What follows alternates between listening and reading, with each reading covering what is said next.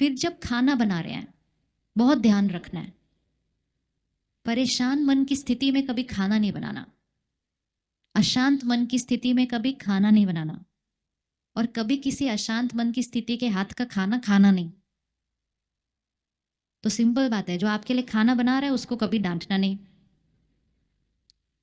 अगर आपने उसको डांट दिया तो फिर उन्होंने किचन में जाना है और वो अशांत मन की स्थिति में खाना बनाना है, और थोड़ी देर के बाद एक मन अशांत नहीं होगा उस घर के अंदर।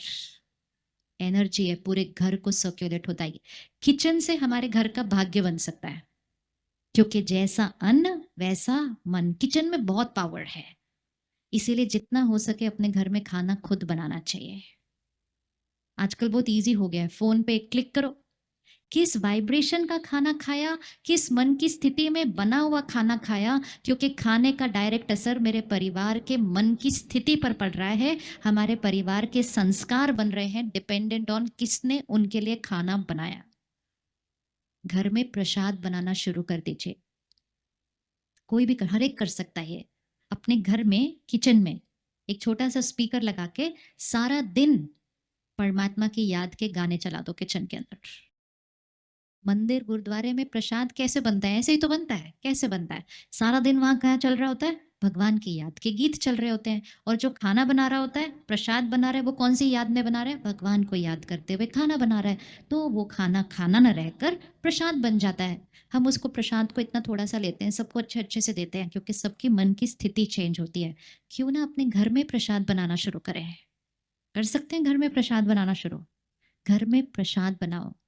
ये बहुत सुंदर चीज़ है जो मैंने यहाँ पर आकर सीखी है ब्रह्मा कुमारीज में, कि खाना कौन से मन की स्थिति में बनाना है। यानी ये मेरा पर्सनल एक्सपेरिमेंट है।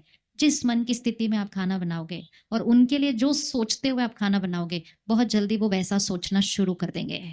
तो अगर आपको किसी की पढ़ाई को बढ़ाना है, किसी की आदत को चेंज करना है, खाना बनाते समय सो मच पावर।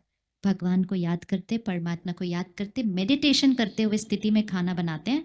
फिर उस खाने को लेकर भी योग करते हैं, मेडिटेशन करते हैं। उसके बाद वो खाना खाना नहीं रहता, वो प्रसाद बन जाता है।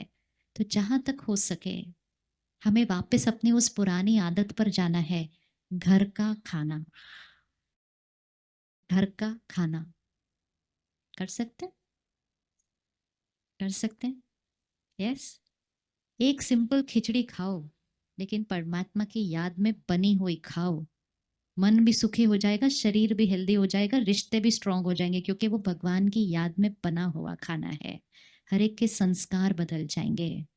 पहले हम लोगों को बुलाते थे, घर में प्यार से खाना बनाते थे, बोलते लोगों को बुलाया, ऑर्डर करो। हमें लोगों को जोड़ना है, परिवारों को यूनाइट करना है।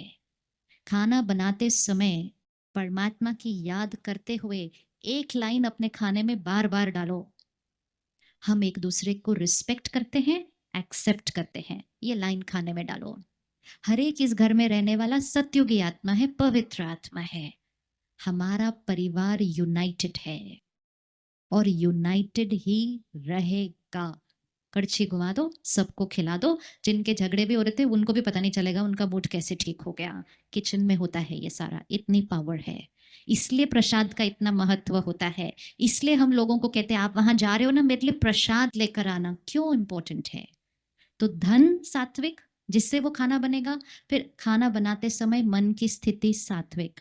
अगर हम किचन में भजन चलाएंगे तो किचन में पड़ी हुई हर चीज, अन्न, फ्रूट, पानी, सब में परमात्मा की याद की एनर्जी से वो एनर्जाइज्ड हो जाएगा। अगर ये नहीं किया तो खाना बनाते समय टीवी पे कोई सीरियल चल रहा है, रेडियो पे कोई गाने चल रहे हैं, तो अगर सीरियल में घर टूट रहे होंगे, फिर वो ड्रामा टीवी पे नहीं रहता है।